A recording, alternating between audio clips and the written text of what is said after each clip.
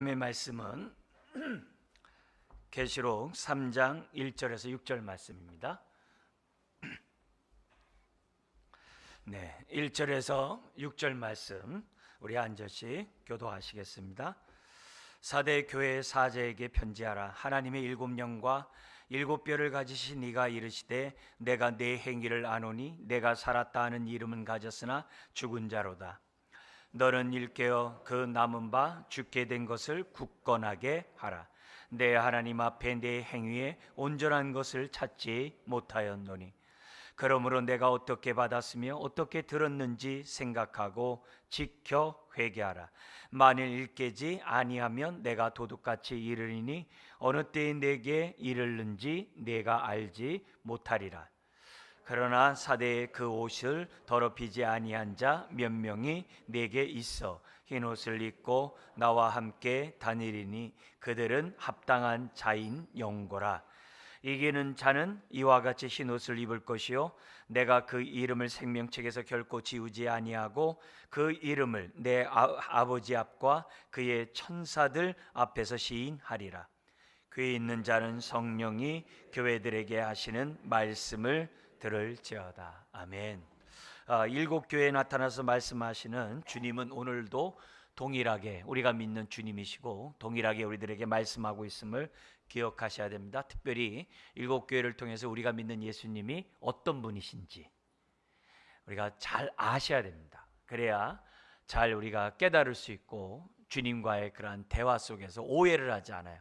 신앙생활도 제대로 깨닫고 제대로 우리들이 신앙생활할 수 있어요. 그래서 내 멋대로 우리들이 신앙생활하는 것이 아니라 성경에 가르쳐준 말씀하신 예수님이 어떤 분이신지 그리고 또 그분이 어떤 말씀을 하시는지 우리들이 아는 것이 굉장히 이제 중요합니다.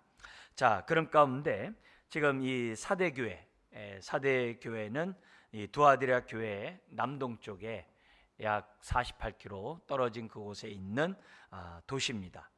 이곳에서 금화를 사용한 것이 이제 역사적으로 있었는데 그게 고고학적으로도 발견된 그런 지역입니다. 그래서 금, 은 화폐를 처음 한 도시이기도 하고요. 그러니까 굉장히 부자 동네죠. 그렇지만 일곱 교회 중에서 가장 많은 책망을 받은 교회가 이 사대교회입니다. 그래서 이 사대교회를 통해서 우리가 들어야 될 주의 음성 듣기 원하는데요. 이 교회에 나타나서 말씀하신 예수님이 어떤 분이라고 그래요? 1절에 보니까 일곱 영과 일곱 별을 어떻게 해요? 가지시니 이렇게 딱 이렇게 붙잡고 계신 그런 분이라고 기록하고 있습니다. 여기 일곱 영은 우리 1장 4절에서 우리가 보여줬던 것처럼 그리고 또한 뒤에 4장 5절에 나오는 것처럼 성령님을 얘기해요.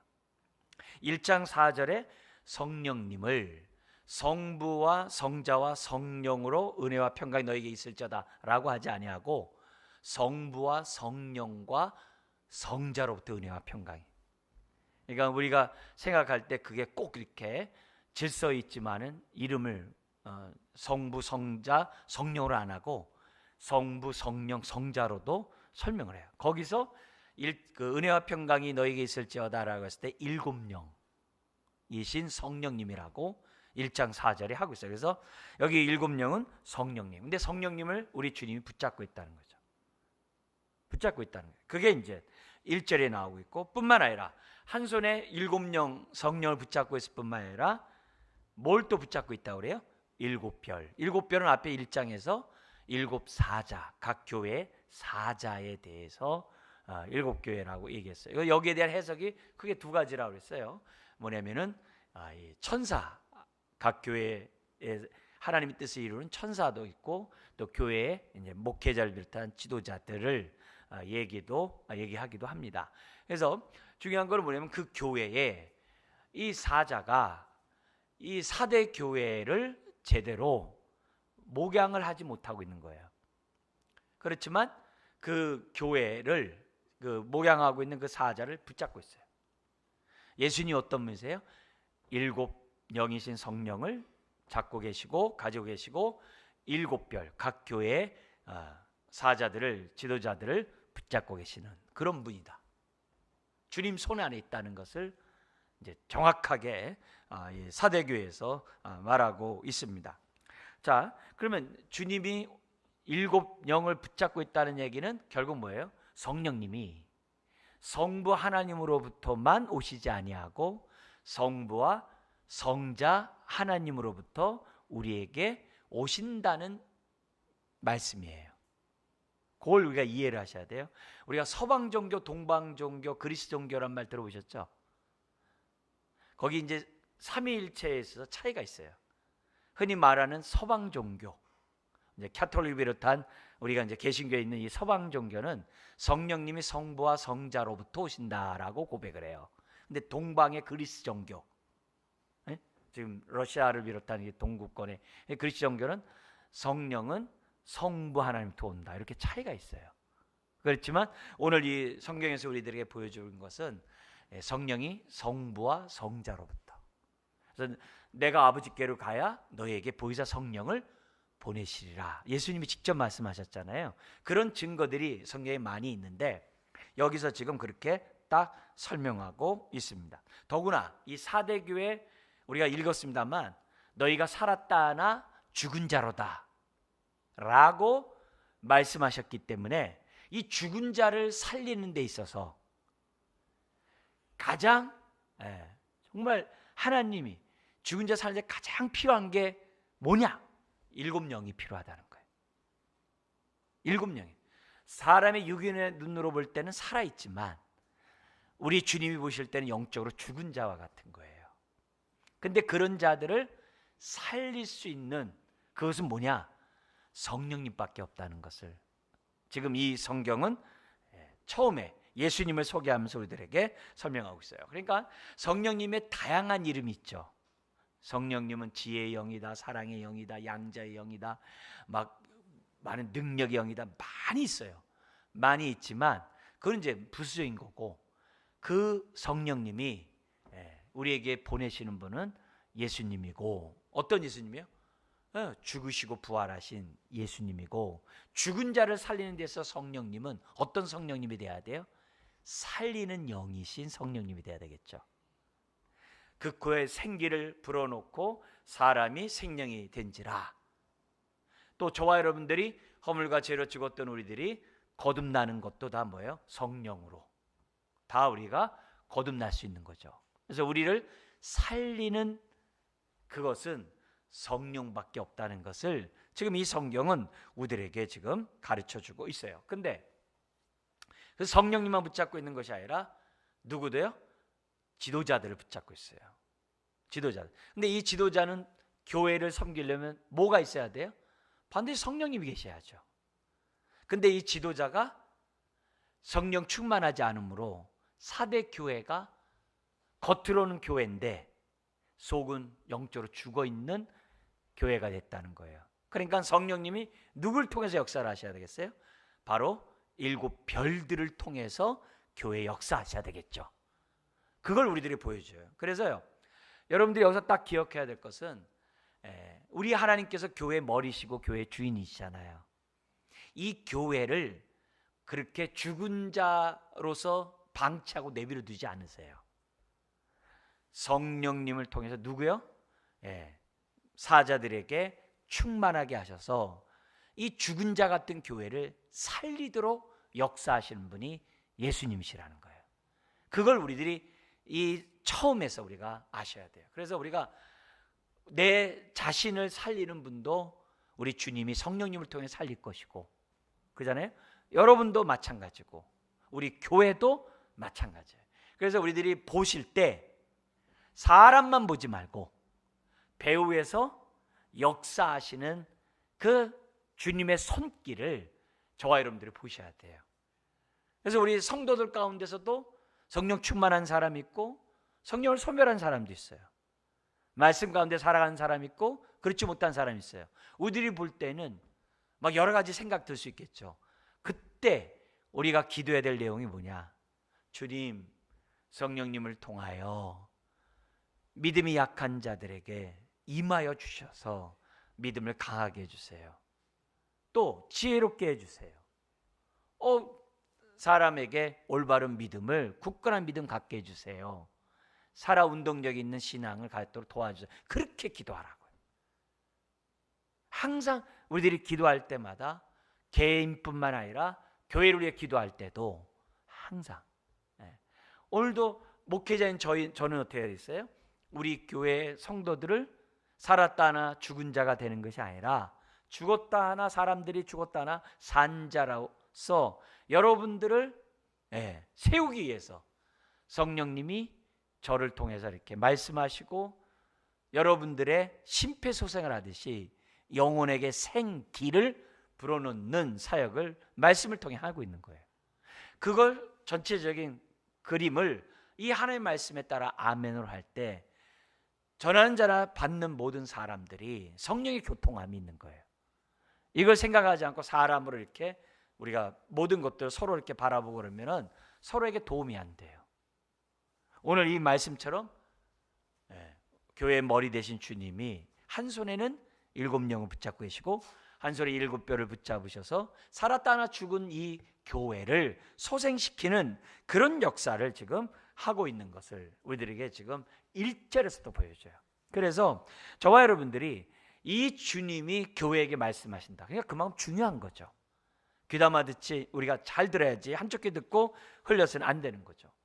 그래서 죽은 자를 살리게 하고 죽어가는 자들에게 심폐소생하듯이 살리게 하는 이 모든 것이 성령과 사자, 지도자를 통해서 이루어진다는 것을 우리들에게 보여주고 있어요. 그래서 우리들이 이 말씀에 따라 기도해야 돼요. 우리 교회에 성령의 충만한 은혜를 베푸시고 또 우리 서로들에게 안무개에게 성령의 충만함을 허락해달라고 우리들이 사모하고 기도하면 부활하신 주님이 두려움에 떨고 있는 제자리에 나타나셔서 숨을 내쉬면서 성령을 받으라 라고 말씀하신 것처럼 우리가 사모하는 심령들에게 우리에게 성령 주시길 원하시는 우리 예수님께서 우리가 사모하는 심령이 안 주시겠냐 이겠죠. 그래서 마음껏 부어주시는 은혜가 우리 가운데 있다는 것을 벌써 1절에서부터 그러니까 주님이 말씀하셨기에 소망이 있는 거예요. 책망도 우리에게 기회가 되는 거예요. 왜? 회개하면 되니까. 그래서 주님이 말씀하셨다는 게 우리에게 은혜예요. 여러분들이 이 시간에 저와 함께 말씀을 듣는다는 이 자체가 은혜예요. 그래서 내 속에서 소생하지 못하는 것들이 있으면 회개하고 무엇이 소생하게 못하겠는지 찾아내가지고서 우리들이 하는 게 중요하죠. 우리 뇌에서도 이게 막히면은 이렇게 큰일 나잖아요. 근데 수술해가지고 막힌 것을 이렇게 뚫어줘가지고 뇌가 살아나잖아요. 우리 사람이 그러잖아요. 심장도 이렇게 막혔는데 또 막히려고 하는데 뚫어줘가지고 심장이 뛰잖아요. 그래서 우리가 주님으로부터 오는 7영의 그 은혜가 무엇이 막고 있는지를 우리가 보고 막힌 그러한 것들을 뚫는 것은 뭐냐면 주의 말씀을 듣고 오늘 말씀에 따라 우리가 처방하신 대로 우리들이 순종해야 되는 거죠. 자, 그러면서 1절 이 하반절 이하에서부터 우리 주님 뭐라 그러냐면은 내가 내 행위를 아신대요. 내 행위를 아신대요. 그러면서 뭐라고 그러냐면은 1절 하반절에 내가 살았다는 이름을 가졌으나 죽은 자로다. 그러면서 너는 깨어서 그 남은 바 죽게 된 것을 굳건하게 알아. 지금 거의 이제 숨이 이제 꿀딱꿀딱 넘어가는 거예요. 영적으로 더 이상 뭔가 믿음의 행동을 할 수 있는 그런 모습이 없어요. 꺼져가는 등불과 같은 그런 상황이에요. 그래서 그 꺼져가는 그것을 심지를 끄지 아니하신 주님이 절박한 마음으로 그 꺼져가는 그 심지라도 너는 뭐냐면 굳게 하라는 거예요. 지금 사자에게 얘기하는 거예요. 굳게 하라. 그러면서 내 하나님 앞에 내 행위에 온전한 것을 찾지 못했다. 그렇게 우리 주님이 아신다라고 말씀하고 있어요. 그래서 우리들이 신앙생활에서 중요한 건 뭐냐면 남들이 육의 눈으로 보는 게 중요한 게 아니라 주님이 보시는 눈이 중요한 거예요. 그래서 항상 나를 보더라도 거울 보고 나 이 정도면 괜찮아. 그게 아니라 주님이 보실 때 나는 어떤지를 보는 게 중요한 거죠. 그럼 주님이 나를 보시는 눈이 뭐냐? 그게 성경을 통해 나를 보는 거예요. 성경이 영적인 거울이 되어서 성경에 따라 나를 보는 거예요. 그게 중요해요. 내가 이렇게 많은 일을 한다. 그 에베소 같이 많이 일을 하더라도 첫사랑을 없이 하는 그것은 아무 의미가 없잖아요. 마찬가지예요. 이 4대 교회가 교회라는 명분은 있어요. 이름은 있어요. 그래서 뭔가 부자 동네이기 때문에 다 화려해요. 다 보이는 그런 교회의 어떤 그런 모습이 있는 거죠. 그러나 주님이 보실 때는 이건 거의 꺼져가는 심지와 같다는 것을 우리 주님이 말씀하고 있어요. 그들의 더구나 겉으로 나타난 행위, 그 행위에서도 우리 주님이 온전한 것을 보지 못했대요. 근데 여기에서 뭐냐면 이기는 자에게 흰 옷을 준다라고 말씀하신 거 보면 행위가 흰 옷이 아닌 거예요. 더러운 거예요. 더럽다는 얘기는 세속화되었다 이 말이에요. 그 주변에 있는 사람과 이 모습과 별반 차이가 없다는 거예요. 이 4대 교회가 핍박이 없어요. 이단이 없어요. 왜 그럴까요? 이단이 있을 만큼 뜨거운 교회가 아니에요. 이단이 그만큼 막 있다는 얘기는 그만큼 막 으쌰으쌰한 게 막 이런 게 있다는 것을 전제하거든요. 그러니까 딴 길로 가버리는 거죠. 그리고 이들의 모습에서 뭐냐면은 뭔가 삶의 모습에서 박해가 있느냐? 박해가 있으면 깨워서 기도하겠죠. 여긴 또 박해도 없어. 우상단지가 특별히 이렇게 있는 데도 아니야. 모든 게 평탄해. 그냥 부유해.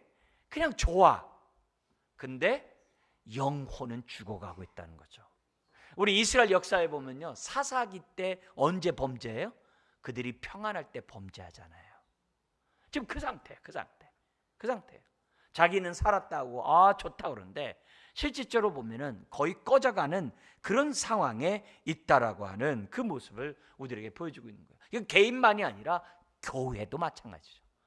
모든 어떤 뭐 인테리어도 잘하고 건물도 좋고 프로그램도 많고 모든 것들이 모임도 많고 그래도 주님이 보실 때 어떤 얘기예요? 주님이 보실 때 성령에 따라서 교회를 세워가고 있는 교회인지 성도인지 주님이 딱 보고 말씀하신다는 것을 우리들에게 보여주고 있다는 거죠. 그래서 이 바리새인이 아무 문제가 없었지만 예수님이 볼 때는 회칠한 무덤이거든요. 그런 것처럼 오늘 이 불꽃 같은 눈으로 보시는 주님이 저와 여러분들을 보실 때, 우리를 볼 때 뭐라고 보는지를 저와 여러분들이 기억하고 신앙생활하죠. 무엇보다도 우리가 죽은 자가 안 되려고 한다면은 내 생각 속에, 내 마음 속에, 또 내 기도 속에 성령님이란 단어를 얼마나 사용했는지를 살펴보면 알아요. 내가 기도하면서 나를 위해 기도하면서 성령님을 의지하는 기도를 얼마나 했는가? 목회자 입장에서 설교하면서 성령 얘기를 얼마나 했는가? 여러분들의 순종하는 그런 삶의 모습을 보면서 성령님을 얼마나 의지하고, 근데 성령님을 의지했냐 안 했냐는 것을 한 가지로 판단할 수 있는 게 뭐냐? 그게 회개예요. 진실한 회개를 내가 얼마나, 왜? 성령 없이는 회개 못 하거든요. 회개 못 하거든요. 회개를 못 합니다. 남 탓하고 이렇게 환경 얘기하고 바리새인처럼 이렇게 하지 안 합니다. 회개하는 그 상한 마음이 하나님을 기쁘게 한다 그러잖아요. 그래서 목사인 저나 여러분 모두가 회개하는 영이 우리의 삶을 지배해야 되거든요. 그래서 우리가 내가 살아있느냐 죽어있느냐 회개하는 거 보면 알고, 살아있느냐 죽어있느냐 내가 얼마나 성령님을 의지하면서 살아가고 있는지를 보면 아는 거예요. 그걸 염두에 두면서 오늘 이 말씀을 우리가 읽는다고 한다면 그만큼 은혜가 되죠. 여러분, 성령을 무시하는 순간에 죽어갑니다. 성령을 무시하는 순간에 살았다는 이름이 있으나 내 영은 죽어간다는 사실을 잊어서는 안 돼요. 왜 전통을 의지합니까? 복음보다? 왜 자꾸 경험을 의지하고 막 주님의 어떤 은혜와 사랑보다도 그런 걸 왜 의지합니까? 왜 외형적인데 왜 신경 씁니까? 속이 허하기 때문에 그래요. 그거는 주님의 모습이 우리에게 바라는 오늘의 말씀이 아니라는 사실을 저와 여러분들이 잊어서는 안 됩니다. 그 외에도 내가 이렇게 성령 의지하느냐 안 하느냐 그런 것들은 성경 너무 많죠. 내가 먼저 그 나라 그 일을 구하냐, 아니면 나의 유익을 구하냐, 서부터 시작해가지고서 나는 하나님의 기쁨이 되고자 하느냐, 아니면 내 뜻 속에서 내가 하고자 하느냐? 이런 모습들 하나하나로 내가 지금 나의 영적 상태를 점검할 수가 있었다는 거죠. 그래서 이 사대 교회는 이단의 문제도 아니고 핍박에 관한 문제도 아니고 그들이 뭐예요? 영적인 사망 가운데 있는 아주 본질적인 그 문제가 지금 이 사대 교회에 지적하고 있다는 것을 우리들에게 보여주고 있습니다. 자, 그러면서 이런 교회를 향한 주님의 처방이 나와요. 그게 이제 3절부터 나오는데요. 이렇게 나옵니다. 그러므로 내가 어떻게 받았으며 어떻게 들었는지 뭐라고 하냐면 생각하래요. 첫 번째는 생각하래요. 생각하라고. 두 번째는 뭐냐면 지켜라예요. 지키래요. 지키래요. 이건 굳게 지키라, 보존하라 이 말이에요. 이 들은 말씀을, 그 말씀을 보존하라는 거죠. 어떻게 해요? 순종할 때 보존하는 거죠. 그리고 세 번째가 나오는 게 뭐예요? 회개하라 이렇게 나오고 있어요. 자, 그럼 첫 번째도 보면은 생각하래요. 뭘 생각하느냐? 너가 어떻게 받았으면 어떻게 들었는지. 들었다는 건 뭐예요? 말씀이죠. 너가 어떻게 말씀을 받고 어떻게 들었는지 한번 생각해 보라는 거예요. 네가 받은 말씀을 한번 생각해 보라고 여기 뭐냐면 첫 번째 말씀하고 있어요. 그러니까 나의 영적 진단을 제대로 할 수 있는 것은 성령님을 통해 주어진 말씀을 통해 나를 진단할 수 있다는 거예요. 왜요? 말씀을 통해 역사하니까. 그잖아요. 말씀이 영이요 생명일 뿐만 아니라 말씀을 통해 우리 소생하시잖아요. 소생케 하시잖아요.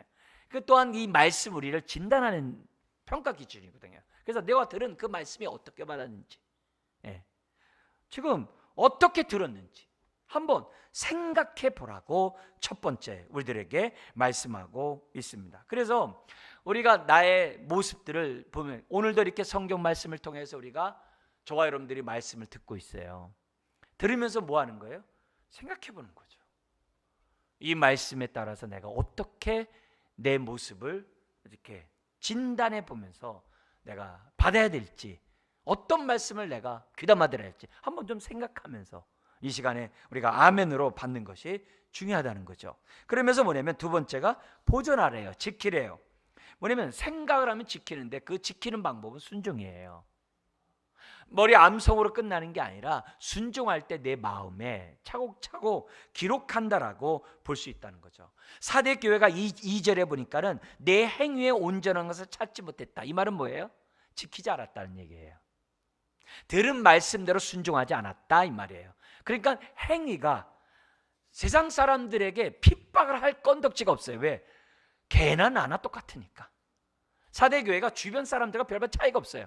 뭔가 핍박을 하려면 불편하게 해야 되는데 내 행동이 죄를 범하고 있는 사람에게 불편하게 한 그런 건덕지가 없어요. 그냥 있으나 마나요. 그러니까 없는 거예요. 그래서 너의 행위가 온전하지 않았다는 얘기는 그만큼 그들이 뭐예요? 말씀대로 살지 않았다는 거예요. 심지어 4절에 보면은 그러나 사대에 그 옷을 더럽히지 아니한 자 몇 명이 있대. 그러니까 몇 명이 있다라는 그 말 속에서는 무슨 얘기예요? 그 외에 많은 사람들이 하나님 말씀과 상관없이 살았다는 거예요.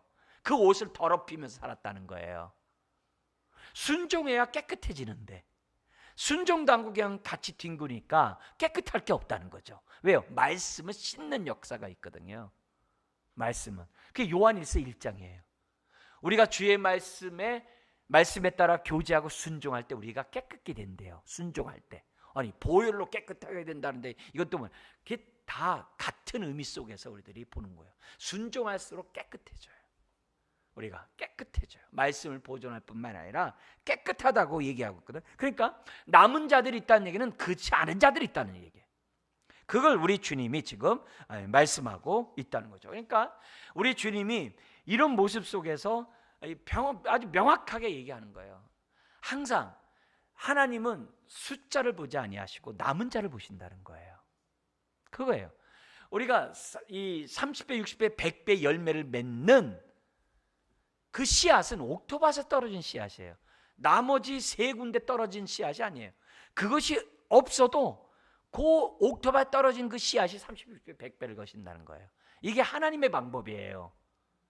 그게 성령의 인도를 받고 있는 사람이 남은 자가 되는 거예요. 그게 흰옷 입은 사람이에요. 그래서 몸된 교회에 목사로서의 사명은 하나님 앞에서 계산을 하거든요.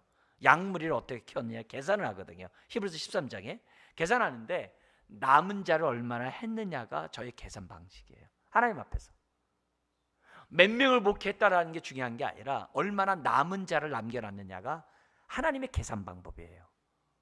그런 의미에서 저나 여러분 모두가 남은 자가 되어야죠. 성령에 이끌려서 하나님 말씀에 들은 말씀을 보존하는, 지켜 순종하는 저와 여러분들이 돼야 한다는 거죠. 그래서 유언이 힘이 있으려면은 그 유언에 나오는 그 내용이 그만 가치가 있어야 되잖아요. 그런 의미에서 우리들의 신앙에 우리의 삶이 힘이 있어야 되거든요. 남은 자가 돼야 우리의 신앙이 믿음의 유산도 주는 거고 사람들에게 전달도 되고 사람들에게 영혼을 살 수 있는 사람이 될 수 있거든요. 그걸 우리들에게 지금 가르쳐주고 있다는 거죠. 그러면서 세 번째가 뭐냐면 회개하라 이거죠. 그러니까 이런 단계 속에 회개하는 것이 성령의 회개예요. 생각지도 않고 그 말씀대로 살지 않고 회개한다. 있을 수 없어요. 회개는 순종하는 자가 할 수 있는 게 회개예요. 왜냐하면 순종하다 보니까 잘 안 되거든요. 온전하지 않거든요. 그러니까 하나님 내가 온전하게 순종할 수 있도록 해달라고 회개하게 돼 있는 거예요. 내가 순종하는데 뭘 회개해요? 할 게 뭐 있겠어요? 맨 똑같은 얘기 하겠죠. 뭐. 생각 속에 있는 그런 것만 하겠죠. 그러나 지켜 순종하려다 보니까 회개 덩어리예요. 하나하나가 회개하게 돼요. 나는 왜 이렇게 온전하게 하지 못할까? 나는 왜 이걸 계속하지 못할까? 나는 왜 순종해서 왜 딴 생각할까? 왜 쟁길 잡고 자꾸 뒤돌아볼까? 별의별 생각들이 회개할 수 있는 것들이 얼마나 많은지 몰라요. 그래서 우리가 주의 말씀을 지켜 순종하는 가운데 나오는 회개가 성령의 회개다. 그게 주님이 우리를 하여금 살리게 하는 성령의 회개다. 그걸 우리들에게 보여주는 거예요. 그렇지 않으면 도적같이 임해가지고 미련한 다섯 처녀가 잔치집에 들어오지 못하는 것과 똑같이 되는 거예요. 우리가 깨어서 우리가 주님을 맞이하려고 한다면 기름을 준비하는 자들이 돼야 되거든요. 근데 그 기름이 성령으로만 해석하는 게 아니라 마태복음의 문맥에서는 주의 말씀에 따라 순종, 마태복음 행함을 강조하고 있는 거예요. 산상수훈도 다 행함을 강조하고 있는 거예요. 행함을. 그래서 우리들이 그렇게 우리가 성령에 따라서 우리들이 행하는 존재가 됐을 때 그게 슬기로운 다섯 처녀가 되는 거거든요. 자, 이런 가운데 이런 처방이 나왔어요. 그래서 그런 가운데 우리 주님이 칭찬하는 사람이 4절에 있다고 그랬어요. 같이 한번 읽어볼까요? 그러나 사대에 그 옷을 더럽히지 아니한 자 몇 명이 내게 있어 흰 옷을 입고 나와 함께 다니리니 그들은 합당한 자인 영고라. 이렇게 됐어요. 남들이 다 더러워지는데 자기 몸은 흰 옷을 입고 있는, 영적으로 이렇게 흰 옷 입고 있는 사람이 있다는 건 이건 성령의 역사죠. 그가 잘나서가 아니죠. 성령의 역사죠.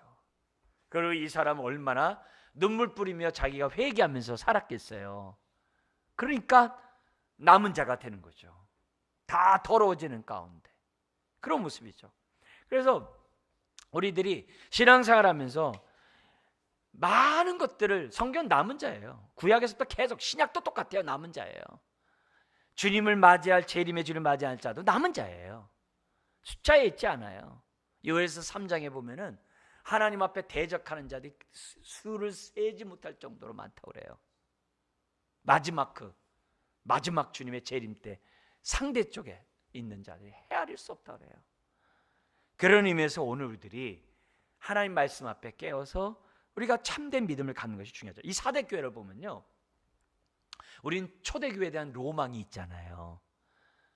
사도들과 함께 신앙생활하면 여러분 얼마나 좋겠어요. 베드로와 함께 신앙생활하고 사도 요한과 함께 신앙생활하고 수서운에게 담임 목사 사도 요한이야. 와, 이러면 우리 신앙생활하는 게 이게 얼마나 좋겠어요. 안 그래요? 더구나 이 아시아에 있는 교회가 바울이 3년 동안 목회하면서 밑거름이 된 그 지역이잖아요. 바울이 목회하고 디모데가 목회하고 사도 요한이 그 마리아, 육신의 어머니 마리아와 함께 교회를 돌봤던 데가 이 7교회 이쪽 지역이거든요. 그 가운데 하나가 사대교회예요. 사대교회예요. 그럼 우리가 로망이 뭐예요? 야, 그분들과 함께 신앙생활 하면 얼마나 좋았을까? 나 천국이고 성도들이 얼마나 신앙생활 잘하고 막 웬걸?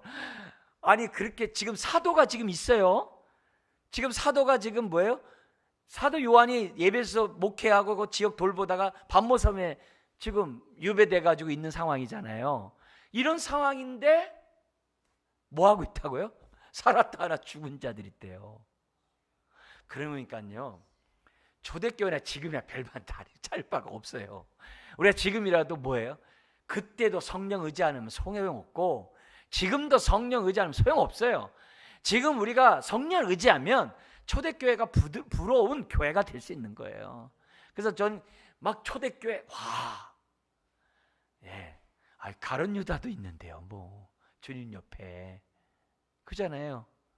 도마같이 그냥 손가락에 그냥 주님 손가락을 내가 옆구리에 넣어보지 않으면 그게 뭡니까? 2번 죽이려고 하는 거죠.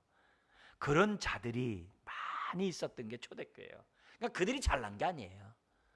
다 우리 주님이 오른손에 7명을 잡고 계시고 7뼈를 갖고 계시는 주님이 다 돌보고 양육하고 보살피고 오래 참으시고 다 해서 사람같이 되어서 내보낸 거예요.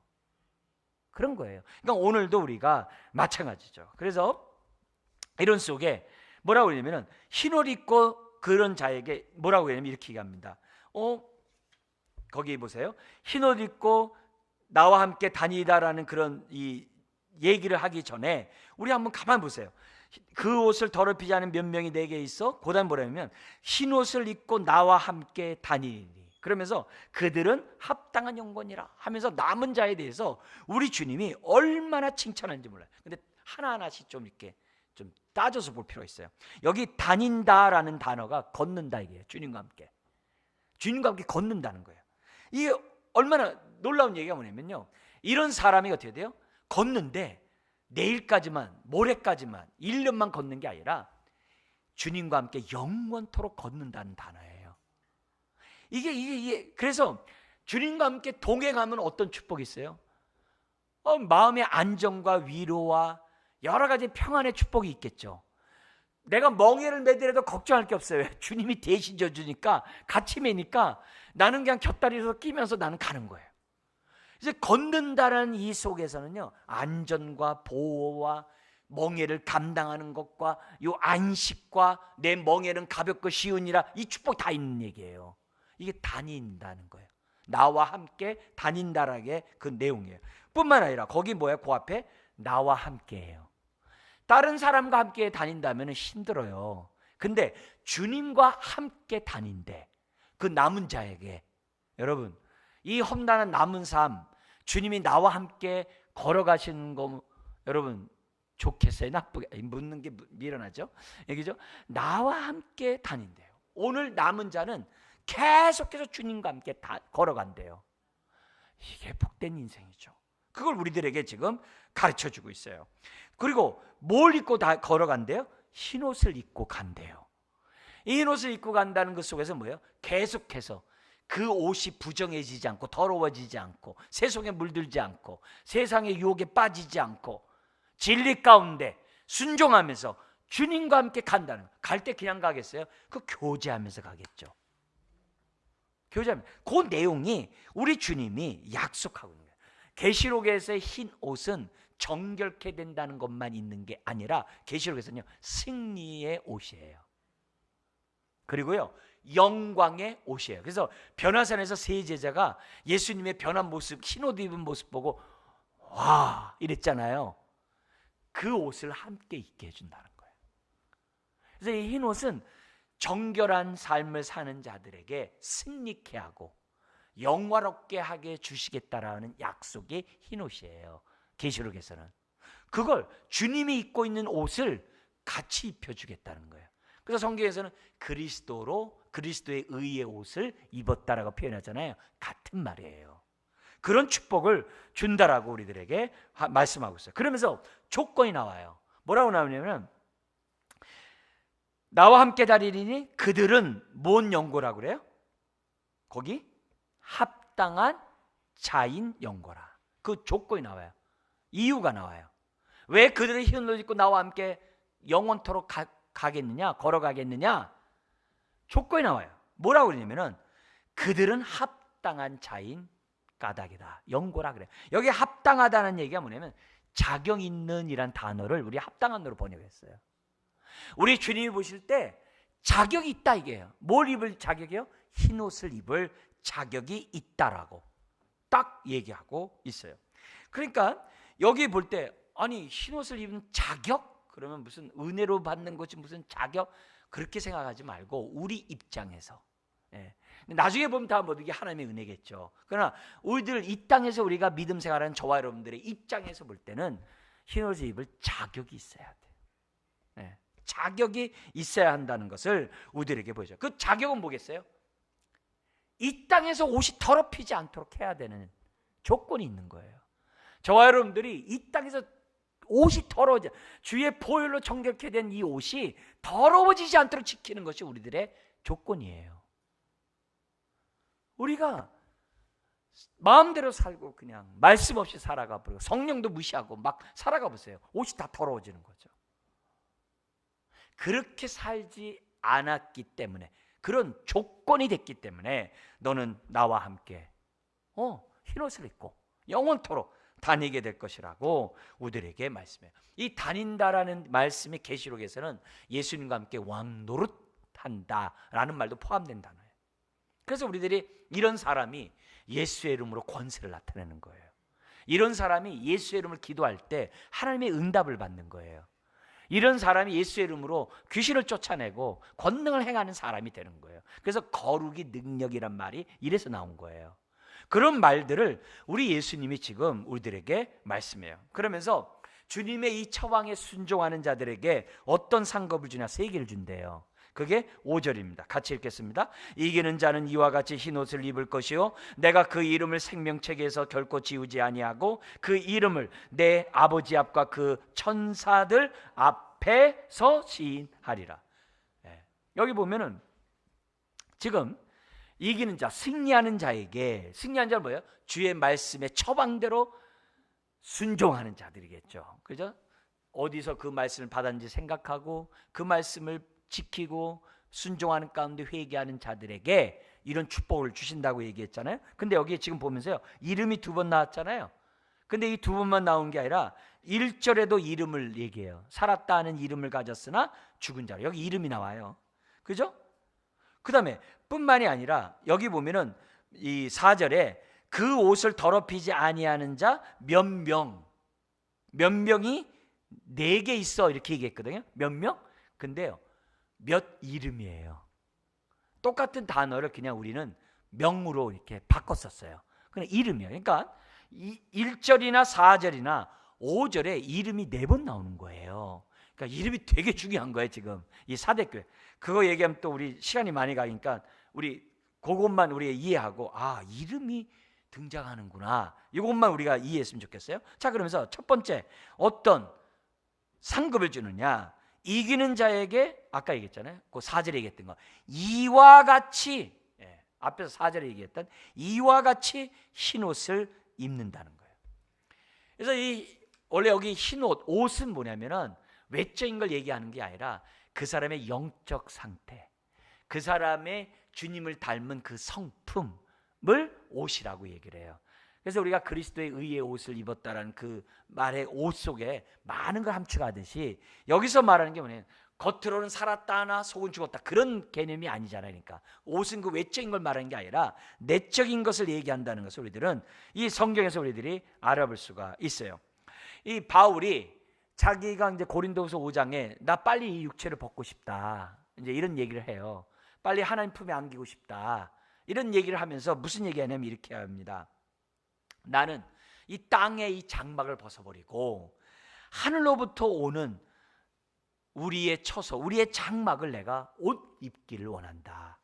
이제 고린도후서 5장의 얘기예요. 그러면서 뭐냐면 내가 이렇게 입으면 우리가 벗은 자로 발견되지 않으려 함이라 이렇게 얘기를 해요.